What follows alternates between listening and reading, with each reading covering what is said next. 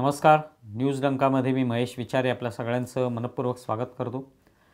मित्रांनो, मध्यंतरी काँग्रेसचे नेते सलमान खुर्शीद यांची भाची हिने उत्तर प्रदेशमध्ये एक आवाहन केलं होतं मुस्लिम समाजाला की त्यांनी एक गट्टा मतं ही भारतीय जनता पार्टीच्या विरोधात द्यावीत किंवा सत्ताधाऱ्यांच्या विरोधात द्यावीत.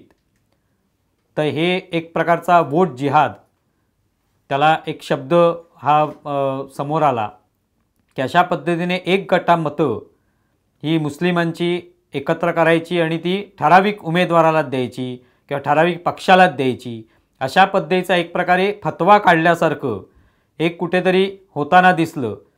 मग ते केवळ उत्तर प्रदेशातच होतं असं नव्हे, तर मुंबईमध्ये, महाराष्ट्रामध्ये सुद्धा अशा पद्धतीचे फतवे निघतात, अशा पद्धतीचे आवाहनं केली जातात आणि त्याच्यात मुस्लिम समाजाने ठराविक उमेदवारांना मतं द्यावीत, ठराविक चिन्हांवरच फक्त मत द्यावं किंवा ठराविक चिन्हांपुढचं बटन दाबावं, अशा पद्धतीचं आवाहन केलं जातं.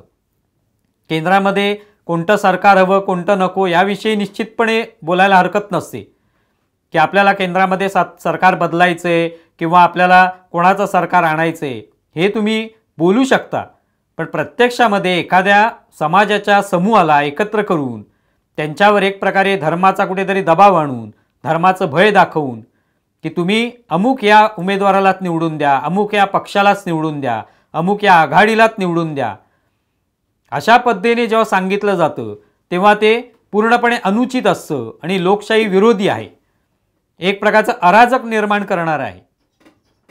मुळातच अशा पद्धतीचं आवाहन मग आपल्याला एक व्हिडिओ जो आहे तो नितेश राणेंनी, भारतीय जनता पार्टीचे आमदार नितेश राणे यांनी अशा पद्धतीचा एक व्हिडिओ शेअर केला एक्सवर आणि त्याच्यामध्ये त्यांनी दाखवून दिलं की ही सगळी भूमिका मुस्लिम मतं आपल्याला मिळावीत, मुस्लिम मतं एक गट्टा आपल्याला मिळावीत आणि त्यातून कुठेतरी आपला उमेदवार निवडून यावा यासाठी चाललेला प्रयत्न आहे. महाविकास आघाडीमधले असलेले पक्ष हा विशेषतः प्रयत्न करताना दिसून येतात. याचं कारण आपण हिंदुत्ववादी विरोधी आहोत हे कुठेतरी चित्र आता तयार झालेलं आहे आणि त्यामुळे निदान मुस्लिमांची एक गट्टा मतं आपल्याला मिळावीत हा प्रयत्न आहे आणि त्यासाठी मग त्यांना आवाहन करणं आणि त्यांच्या माध्यमातून त्यांचे जे कोणी नेते असतील, मुल्ला मौलवी असतील, त्यांना सांगून त्यांच्या धर्मातल्या लोकांना एकत्र आणायचं आणि त्यांना आवाहन करायला लावायचं की तुम्ही कोणत्या उमेदवारांना मतं द्यायची आहेत, कोणत्या पक्षाला मतं द्यायची आहेत, कोणत्या आघाडीला मतं द्यायची आहेत, हे एक प्रकारे सांगण्याचा प्रयत्न होत असावा आणि तशा पद्धतीचा व्हिडिओ नितेश राणे यांनी शेअर केलेला आहे. लेकिन हालात जो मुल्क के हैं उसको देखते हुए हमने ईशान मुंबई से जो शिवसेना के उम्मीदवार हैं जनाब संजय दीना पाटिल साहब, मुत्तफिका तौर पर हमने ये फैसला किया है कि हमें जो है उन्हीं का साथ देना है. इसलिए आज ये मीटिंग रखी गई, उलमाए किराम आए. हमने वंचित बहुजन अघाड़ी मुस्लिम अघाड़ी में होने के बावजूद ये फैसला के लिए लिया है कि हम अपने वोटों का बिखराव नहीं करेंगे. सीधे तौर पर जिसका अगर फायदा बीजेपी को पहुंचे वो हम काम कभी नहीं करेंगे. बारामती कॉन्स्टिट्यूएंसी से हम मोहतरमा सुप्रिया सुले की हिमायत करते हैं. मग याला वोट जिहाद म्हणणार नाही तर काय म्हणणार की आम्ही एका पक्षाला पराभूत करू आणि त्यासाठी अमुक या उमेदवारांनाच निवडून देऊ. अगदी ते चिन्हासहित सांगताना दिसतात, उमेदवारांची नावं घेऊन सांगतात की याच उमेदवाराला मत द्यायचं आहे आपल्याला. आता अर्थात प्रचार करत असताना प्रत्येक राजकीय पक्ष जो आहे तो त्यांची जी काही मतं असतील, मराठी माणसाची मतं असतील, त्या मराठी माणसांना आव्हान केलं जातं किंवा त्यामध्ये हिंदू धर्मीय असतील तर हिंदू धर्मियांना नावासह आव्हान नाही केलं जात, पण एक प्रकारे त्यांनी आपल्याला मत द्यावं ही अपेक्षा असते. पण अशा पद्धतीने एखादा समूह गोळा करायचा आणि त्यांना सांगायचं की या उमेदवाराला निवडून देऊ नका, अमुक या उमेदवाराला पाडा, या चिन्हावरच तुम्ही बटन दाबा किंवा हे चिन्ह जिथे असेल त्यालाच मत द्या, हे सांगणं पूर्णपणे अनुचित आहे, चुकीचं आहे. याचं भान यायला हवंय. यालाच वोट जिहाद असं म्हणतात. तर नितेश राणे यांनी जो व्हिडिओ शेअर केला त्याच्यामध्ये अशीच एका बंदिस्त सभागृहामध्ये काहीतरी बैठक दिसते, त्याच्यामध्ये काही त्यांचे नेते जे आहेत ते पत्रकारांशी संवाद साधताना म्हणतात की त्याच्यामध्ये जे आता ईशान्य मुंबईमधले जे उमेदवार आहेत संजय दीना यांनाच मतदान करायचं आपल्याला, सगळ्यांनी मिळून त्यांना मतदान करा. त्यांना निवडून दिलं पाहिजे. आपण देशामधली परिस्थिती पाहता यांना निवडून देणं आवश्यक आहे. म्हणजे तिथे तुम्ही वैयक्तिक आपण प्रतिक्रिया व्यक्त करणं वेगळं असतं एखाद्या उमेदवाराबद्दल किंवा एखाद्या पक्षाबद्दल.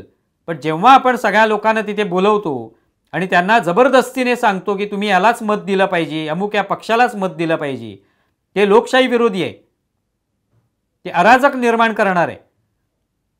याचं कारण उद्या जर तो उमेदवार निवडून आला नाही, तुम्हाला पसंत असलेला किंवा तुम्हाला ज्याची इच्छा आहे निवडून द्यायची, तो उमेदवार जर निवडून आला नाही आणि दुसरा उमेदवार निवडून आला तर त्याच्याकडे तुम्ही योजनांचा लाभ मागायला जाणार का? त्याविषयी बोललं पाहिजे. भारतीय जनता पार्टीला पराभूत करा, त्यासाठी अमुक उमेदवारांना निवडून द्या असं म्हटलं जातंय. तर मग भारतीय जनता पार्टी उद्या केंद्रामध्ये राज्यामध्ये सत्तेवर आली, राज्यामध्येच त्यांचे सगळ्यात जास्त खासदार निवडून आले, तर त्या ज्या काही योजना येतील केंद्राकडून, मग उज्ज्वला गॅस योजना असेल, कुठेतरी पायाभूत सुविधांच्या योजना असतील, घरांच्या योजना असतील, शेतकऱ्यांच्या काही योजना असतील, गरिबांच्या योजना असतील, त्याचा लाभ कोणी घ्यायचा आहे?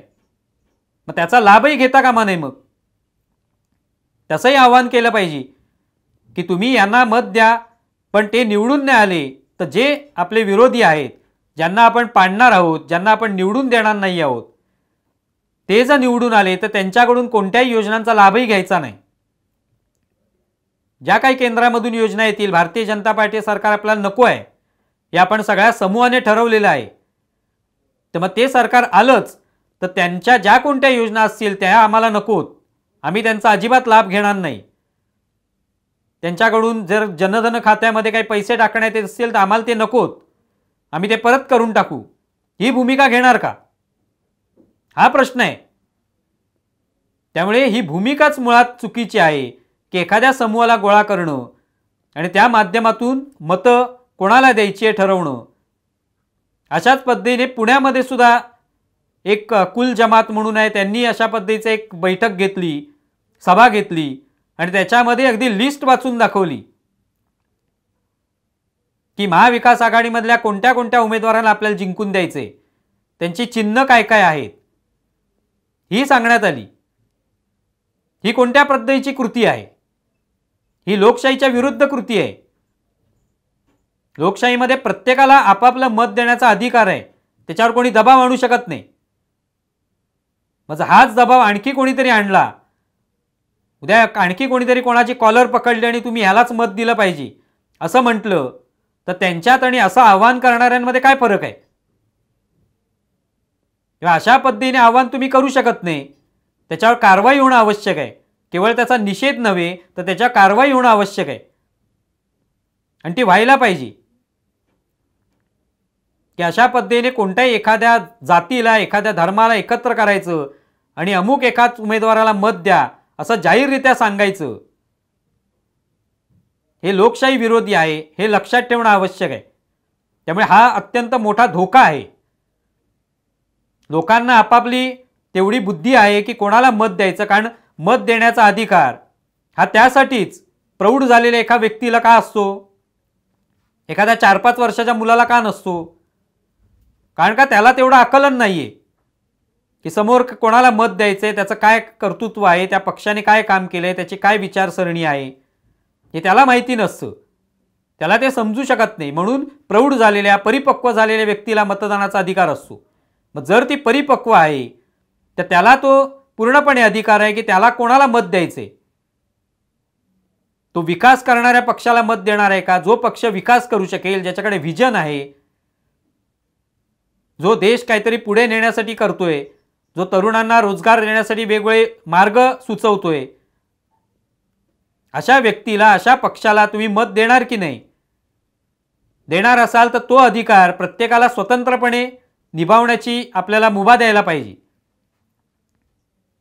त्यासाठी आम्ही म्हणतोय त्याच उमेदवाराला मतं द्या, भलेही तो घाणेरडा असला, भलेही त्याच्यावर काय आरोप असले, भलेही तो बदनाम झालेला असला, तरी त्यालाच मत द्या.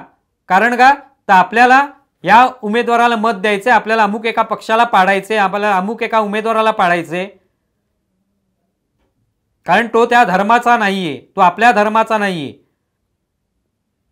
ही भावना जी आहे ती चुकीची आहे. त्यामुळे नितेश राणे यांनी जो व्हिडिओ शेअर केलेला आहे ही केवळ एक प्रकारची बातमी नाहीये, तर हा एक धोका आहे. आणि असंच जर प्रत्येक जण म्हणायला लागला तर मग बघायला नको. त्यामुळे ज्यांना अशा पद्धतीने जे आव्हान केलं जातं त्यांनी हेही मग आव्हान करावं की आपण आज अमुक उमेदवाराला निवडून द्यायचंय, अमुक या पक्षालाच निवडून द्यायचंय, सगळ्यांनी मिळून अमुक उमेदवारालाच मतं द्या, अमुक चिन्हावरच बटन दाबा. तर मग तो उमेदवार निवडून आला नाही आणि तुमचा विरोधी उमेदवार निवडून आला तर तो ज्या काही योजना घेऊन येईल, ज्या काही सुविधा आणेल त्यांचाही त्याग करायला पाहिजे. मग त्या सुविधाही आम्हाला नकोत, ते पैसेही आम्हाला नकोत, त्यांच्याकडून ज्या ज्या योजना असतील त्यांचा एकही लाभ आम्ही घेणार नाही, ही तयारी सुद्धा दाखवायला पाहिजे. नाहीतर मग हा दुटप्पीपणा आहे, ढोंगीपणा आहे, हेच त्याच्यातून स्पष्ट होतं. तुम्हाला या संदर्भात काय वाटतं हे जरूर कळवा. आमचा व्हिडिओ जास्तीत जास्त लाईक करा, शेअर करा आणि आमचे यूट्यूब चॅनल सबस्क्राईब करा. धन्यवाद. आमचा व्हिडिओ जास्तीत जास्त लाईक करा, शेअर करा आणि आमचे यूट्यूब चॅनल सबस्क्राईब करा. धन्यवाद.